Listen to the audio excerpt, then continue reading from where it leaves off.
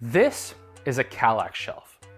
If you're not into board games, it isn't gonna make sense, but this is the most common shelf board gamers buy. It is so iconic that entire companies will design boxes specifically to fit within the constraints of these shelves. And still, they're the biggest pain in the butt to organize. You can never fit games where you want them. You have to shuffle games around. No sorting strategy works. You end up with dead space.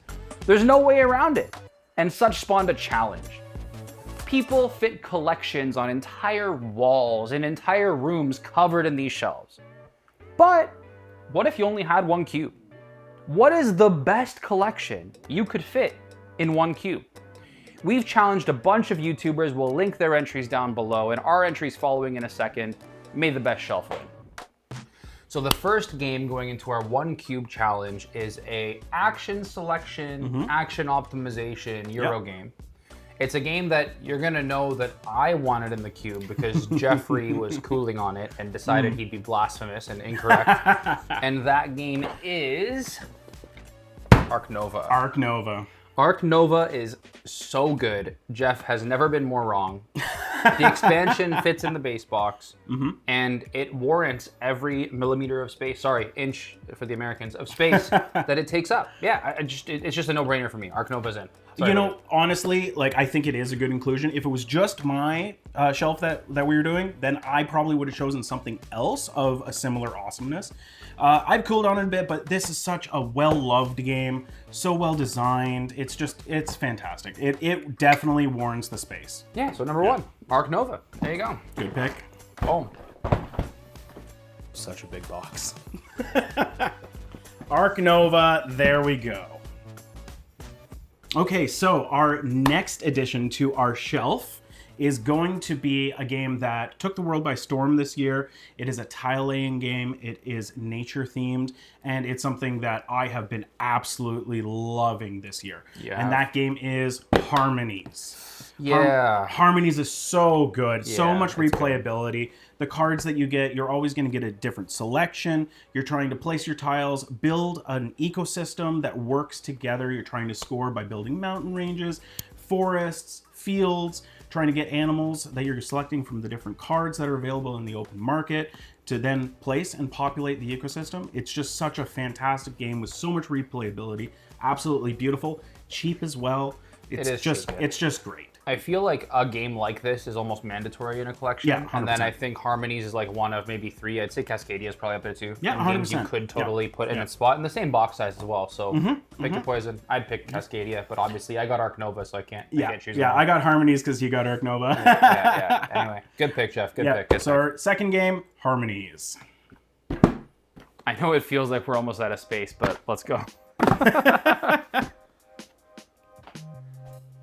Now, there is no challenge. There is no board game honor. There is no list that can be made without mentioning the legendary great Dr. Rainer Knizia. The wizard himself. The wizard himself. Hashtag Knizia is the best. Shout out to Adam. As such, we have to include a Knizia game in this cube, or else it wouldn't even be valid. It wouldn't even be an entry that's worthy of competition. And our game of choice is Cascadero. Yes. Cascadero is the latest entry in the Knizia lineup. I feel like it's his slickest tile placement as far as like depth of decision making goes. That's not like combative, because I know, you know, like Tiger Sneak Freeze is iconic, but it's very like confrontational. Cascadero is not that confrontational. True, despite being an area control game as well. Yeah, it's not that confrontational. It's the perfect blend of like just hard enough that you're thinking a lot every turn, the Knizia special, while also being just easy enough to teach very quickly and get to the table quickly. And we had someone who's played like 3 games ever come over and play this and do pretty okay. They came second, so yeah. Well, just like most of his games, you have just a few different actions that you can take on your turn, but the amount of depth that is in this game, the amount of combos that you can make happen, like, is just so fantastic. True. Yeah, and it's super satisfying when you line up a combo really well too. 100%. Yeah. Anyway. Also, look at how thin this box is. It works really well. There's a lot of game in a very thin box. Had to be included. Through the Desert is also a very acceptable swap for this. I prefer Cascadero over Through the Desert. 100%. Yeah. Anyway, that's Cascadero. Cascadero. Bang. There you go. All right. Sweet. What you can do with this placement, John.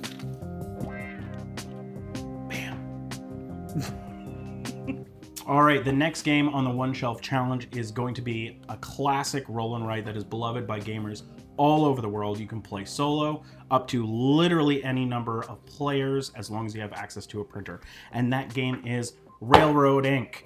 You're going to be rolling your dice, you're going to be drawing tracks, you're going to be drawing roads and trying to score as many points as possible.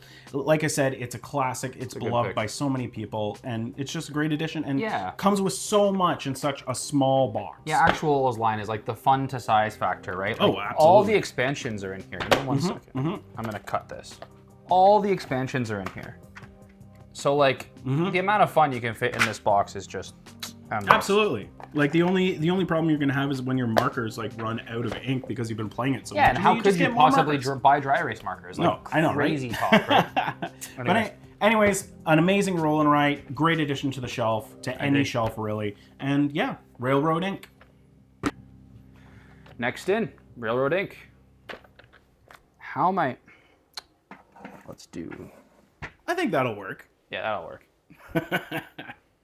The next game entering our One Cube Challenge is going to be the hardest and probably most judged game on this list, purely because of how passionate people who enjoy this type of game are about these games. There's so many great options. They're mostly lifestyle games. People will pick one and play one at the end of time, and that is trick-taking games, and my addition is Lunar. This is a good one. Now, Lunar is probably the best trick-taking game for 2 to 4 players I've ever played. Tango's really good at 2 as well, and it also fits in a similar size, but Lunar is just so special. It's from the latest All Play Trick Takers campaign. It's a game where the suit and the numerical value of the cards are split, and you and your partner are playing one suit and one numerical value on opposite sides of the table. Or in 2-player games, you're playing against somebody else, and there's a neutral board, and you're playing a suit and picking a numerical value from the board, or vice versa, and assembling one card. And it's just so cool the way it scales out, and like, especially at 4 players, the communication aspect of it gives you like, you know when you make like a really slick move in euchre and you think you're hot stuff? Oh yeah. This gives you that feeling times like 20. It's just so special. Suck it, Grandma! Anyway, that is Lunar. Welcome to the One Cube Challenge. Congratulations. No shelf would be complete without a trick-taking game. At 100%, least one. You can 100%. fill it with trick-taking games. 100%. Yeah. This seems like a perfect spot. Bam. Easy peasy. Okay, the next addition to our One Shelf Challenge is one of the coolest card drafting puzzles that has come out in the last couple of years. It has been absolutely dominating my board game arena plays, and everybody that we've shown it to has absolutely loved it. 100%. The first game that they play, they've been confused. The second game, they've just wanted to go in there and score as many points as possible. Yeah, it's weird because the second game, nobody does as well as their first game. No, I know. So I know. wild. That's actually really true. Pull it up. So the game is Faraway. Yeah. Everybody's been loving this recently. It comes in such a small package, but there's so much brain crunchy goodness in there. Essentially, 100%. what you're going to be doing is drafting from an open market, laying those 8 cards out, and then you're going to be activating them in reverse order. You need to play different resources that you're going to get from the different cards where they're going to be activated before you turn over those cards that you played previously to actually score the points on them. It's fantastic. It's such a brain cruncher. You have 100%. you have to choose between, do I want to try and score a bunch of points, or do I want to make sure that I'm going to get those other cards activated? It's great. This game also has such a skill curve in the sense that you can start counting cards because there's one of each number. We have a buddy who's basically Zach Galifianakis from The Hangover during the gambling scene, and he just crushes us every time he plays this. He can keep track and play the odds, and it's wild. It's so wild. Faraway, if you haven't tried it, it's a fantastic game, and I think it's a great addition to the shelf. Yeah. Deserves every inch of space. Right there. Perfect. Okay. I know where you're at. We just covered 3 games that are small and easy, and we're losing you. It's okay. Come on right back, because our next game is just one of the best deck building games ever made. It is very heavy. I can't even introduce it because there's nothing to be said about it that hasn't already been said, and that game is Dune Imperium. Yes. This belongs in every collection on every shelf of every board gamer who owns more than 10 board games. Absolutely. Point blank, period. No doubt. You could take this or Uprising. I don't mind Uprising, but I prefer Dune Imperium base with Rise of X. I haven't played Uprising with Rise of X yet. That's next on the list. But yeah, just Dune Imperium, so good. One of the best deck building games, if not the best deck building game out there. And for the form factor, also can fit all the expansions in this box. Yeah. So there you go, Dune Imperium. So much and like such a good How do you package. not? Like, just how do you not? I'm so glad we fit it on the shelf. Like, I was so excited that we Yeah. could get this in here. Oh, yes. Yeah, it's Such so a good good. game. Dune Imperium, right where it belongs. Excellent. All right, the next game going on to our shelf is going to be a bit of a party game. Sure. It's going to be a social deduction game. It's going to be a classic, and that game is One Night Ultimate Werewolf. There is so much fun in this small box. Everybody is going to be getting a different role with a different power. Everybody's going to be sitting around a table trying to deduce who the werewolves are and save your village and your fellow neighbors from the blood that is coming in the night. Everybody's powers are all different. You've got a seer who can look at different cards. You've got the masons who wake up together so you know at least one person is safe. There's so much replayability in this game and so much fun. I've had so many nights where we played game after game after game of this. You can also do an entire night with a big party, or you can just play the one round, one night werewolf. It's so good. All space considerations aside, I'd probably pick Blood on the Clock Tower, but for the size, yes. One Night Ultimate Werewolf's a great pick. Avalon is also a really good pick if you want just a different vibe, or Coup, but yeah, our pick here, One Night Ultimate Werewolf. One Night Ultimate Werewolf, great Good pick. Werewolf, one of the best social deduction games in half an hour. Absolutely. Boom. The fun to size factor of this next game is probably the highest on this list. This is a really good game. This game is pure joy. It is hysterical. It is offensive. It is borderline irritating. Oh, it's irritating. The game is played with a hand of cards. Yes. You order those cards lowest to highest. Yes. And then other people get to ask you, and you get to ask other people what their lowest or their highest card is. This game plays like a memory game, hence the offensiveness. Because you'll know you saw this one card 2 turns before, but you don't remember where. Nope. And the person after you remembers, and you're screwed. Where. And that game is Trio. The Trio's so good. Trio is so good. It is a party game. It plays 3 to 6. Yep. It's just brilliant, and it's another derivative of a game called Nana. It plays in like a half an hour, if not less, depending on who you're playing with. If we're playing with the Zach Galifianakis calculus brain, it plays in like 2 minutes, and it's just so much fun. So much fun. And honestly, if you wanted to include more space, like for more games on your shelf, you can just play this game with a deck of cards. 100%. Like it's fantastic. It's so good. Yes, and I will say the production warrants a purchase, but yeah, 100%. absolutely playable with a deck of 100%. cards. Yeah, that's Trio. Fantastic. So much fun. Good. Buddy, I have no idea where you're putting Trio. This one's gonna be a tight fit for sure. No way. Bam! Bam! It fits. Well done, sir. Well done. Okay, the next game going onto our lovely one shelf is going to be one of the smallest packages that's going on there, and it's such a fun game and very unique, really. That game is going to be from Oink Games, and that is Startups. An game had to make it. Oh, absolutely. I have loved this since my first play. Essentially, it's very unique. Essentially, what you're doing is you're investing in different companies and trying to get more and more shares of those companies. You're going to be paying into a market. You're going to be paying for different shares that you want to get from this open market. You're going to be trying to invest in companies more than your opponents, because the person who has the most shares gets paid out by everybody else at the end of the round. And it is so frustrating when that happens, but 100%. so satisfying when you're getting paid. Absolutely. It's such a good game. It's nice and cheap. And yeah, just play after play after play. It's so good. Startups, if you haven't seen it before, pick it up and give it a shot. It's just They fantastic. belong in every collection. Yeah, absolutely. So good. Yeah. Good pick, Jeff. Thank you. I don't know why, but this game, I have so much love for it. You're making this too easy on me, though. It's an easier That's one. gonna in go there. Yeah. right there. Perfect. The next game is a game that is in very high demand. Yes. It is very hard to For find. good reason. It is we'll call it a card drafting game of sorts, Yeah. where you're spending cards to play cards, you're building a forest, you're playing animals into your forest, trying to score points and combinations and sets.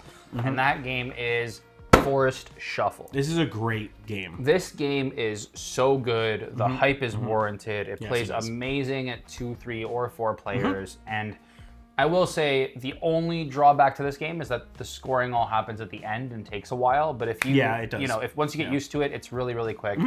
I don't know, just super snappy. The decision making is tough because you know when you're spending a card to play a card, you're effectively giving that card to your opponents, or at least it's available to them. Yeah. There's also mechanisms in the way they interact, like when you play cards that take cards from the central area you're paying to and then put them into your cave. Allows you to like kidnap cards other people might want. There's also bonuses based on having the correct suits of cards when you play cards, and there's like 8 suits of cards, so managing what you have and when is really, really thinky. You can also get to play cards for free when you play matching ones. For the package, for the time, for the size, there's so much brain power involved here. I would compare this a lot to like an abstract strategy style game like Cascadero or like Harmonies, but it plays in such a weirdly dimensional way where like it's like you could play animals next to a tree or on top of a tree or below a tree, and the combo of what you have on the left or right or like somewhere on another tree matters a lot. Like it's just it's really so cool, so cool. It reminds me of Earth a little bit without your opponents like 100%. activating. 100%. But yeah, anyway, that's my pick. It fits perfectly into the spot we want it. You'll see in a sec. Absolutely. Forest Shuffle. It's such a great game. Yeah. I think it'll fit perfectly right in there. No way. Yeah. Wow. Okay. The next game that is going onto our shelf is probably the smallest game, and it is probably our most played game, at least over the last year. And that game is going to be Scout. So good. A second Oink game, we're kind of cheating a little bit, but it's so good. We used the Target version. Yes, we did. The regular version would also fit. I just don't still have my box. Also, this was smart of us. Look how thin this thing is. Yes. All of those little cavities that you can't fit anything into, Scout fits there. Yeah, just get 5 copies of Scout. You'll thank us later. Oh, give them out to all your friends. It's so good. Everybody loves this. I've already done that, and so has he. I think you've given away probably 20 copies of this game. I think that's legitimately true. I do give out a lot of copies of Scout. If you haven't heard us talk about it before, or you haven't played it before or seen it before, Scout is a ladder climbing, card shedding card game where you have to keep all of your cards in a certain order. However you pick them up, you can play them one way or you can flip them over, play them the other way. You're going to be playing cards in sets, and you play them in runs, trying to beat whatever your opponent who came before you played. Yeah. If you do, you score money, or you can pick up one of their cards, add it in where you want. It's great. So lovable, and everyone will enjoy it if they like trick-taking style card games. And it's inoffensive, just, such a good pick. I've taught my 65-year-old aunt how to play this game. I've taught my parents who are in their early 70s. She beats you at it too, Jeffrey. I've taught my grandmother who literally just turned 90. This is a great game. It's easy to learn and so much fun. Scout. Just buy it. Yeah, agreed. This should be the easiest one to fit, but I gotta do some MacGyvering here, Jeffrey. Okay. I'm gonna pull these out. Oh. Is that gonna go? No wasted space. Let's go. All right, that counts. I'm counting that. That counts. That's perfect. Good job. Okay. This was a tough one because this was the most difficult decision we had to make. Not because we had to make the decision, but because I regret that the whole shelf couldn't be this game. This is probably one of the best games in existence. It is a trick-taking game of conquest, conflict, and collapse in the Reach. You know what it is. It's so good. And that game is Arks. It's so good. It's great. The only debate was, do we put in the Legacy version?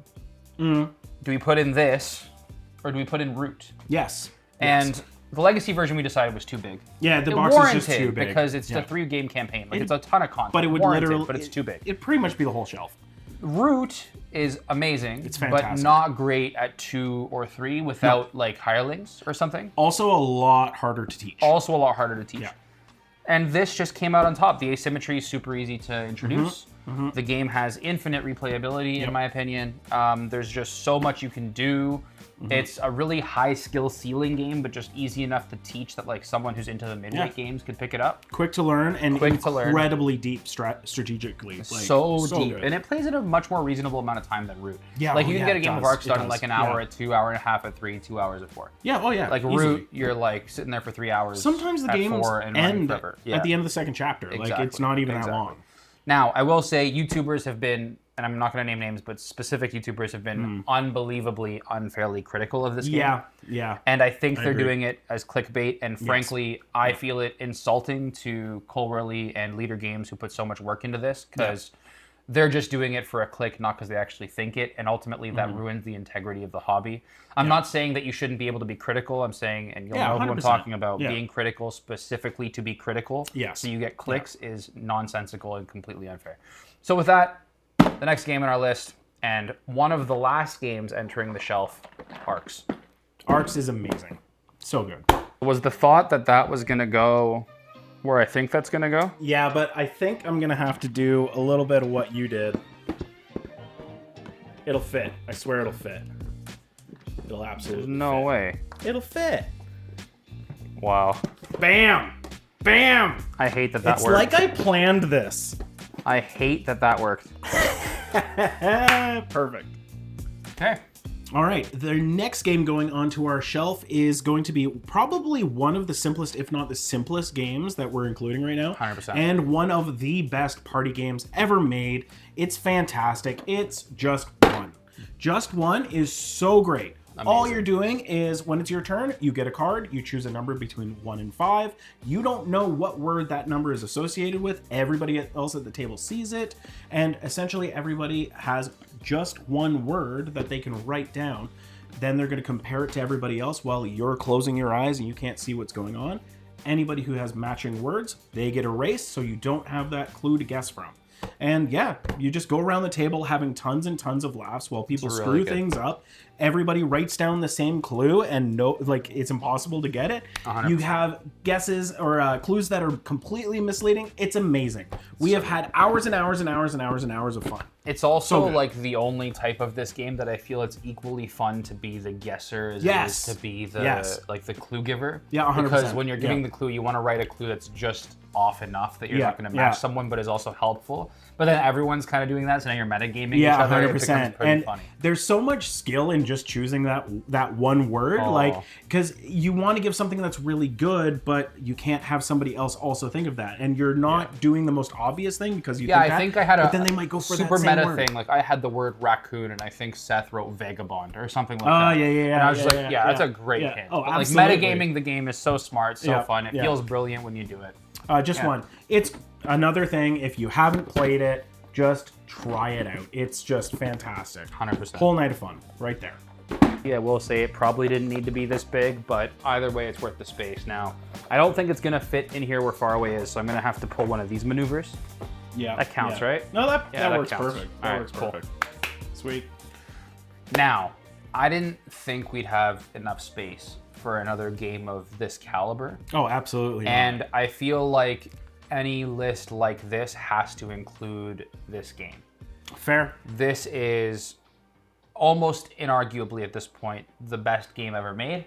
I don't necessarily 100% agree with that statement. It's not my number one. It's also a phenomenal game. It's a fantastic I can see why it is. It's the perfect blend of simple enough to teach, like we talk about, but just so much strategic depth. And that game is Brass Birmingham.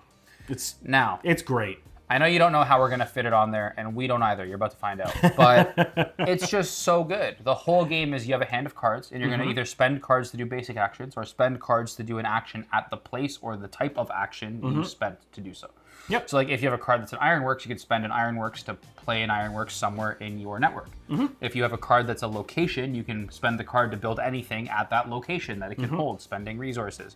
The concept of loans is brilliant. The concept of like how much money you earn and how that's tied to like an income value that you get as part of construction is super smart. Utilizing beer, utilizing your opponent's beer. Utilizing each other's resources. Adam, I'm drinking all your beer. Yeah. This is just, it's so smart. It's one of the most brilliant designs ever. I can see, you know, Martin Wallace skyrocketed to success after Lancashire and Birmingham. Yep. I also like Age of Steam. I got to play Railways of the World. All his games are really, really smart, and this is no doubt the best one, and I totally understand why it's top of Board Game Geek and is the cover art of our shelf.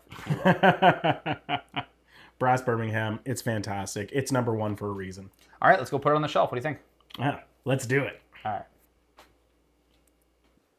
I never thought we'd be able to fit another big, heavy, awesome game in there, but the capstone of the one shelf collection, bam, Brass Birmingham. Okay, let's see. We judging? I think that's a clear. That's some box wobble. Yeah. But here's 1,000 more games for good measure. Catch you guys next time. Peace.